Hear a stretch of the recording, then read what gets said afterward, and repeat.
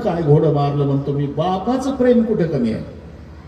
आईपेक्षा काकणभर जास्त प्रेम बापाचं आहे. मावल्यांनी माझ्यावर लाल डोळे करू नका. तुम्हाला जास्तच वाईट वाटत असेल तर डोळेच बंद करा. प्रत्येक माऊलीला आव्हान आहे, आपला आपला बाप आठवा.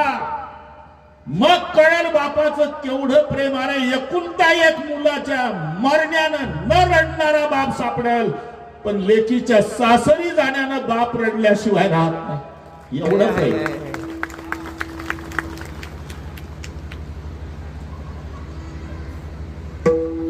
ते सगळ्या समाज पाहतो.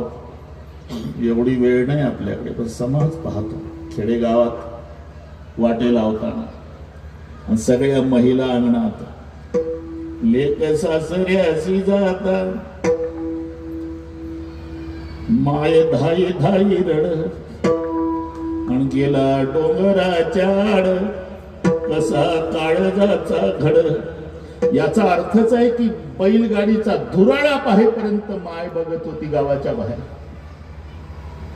लेक सासऱ्याशी जाता माय लेकी त्या भेटती आणि कोरड्या नयनाला कसा पाझर फुटती.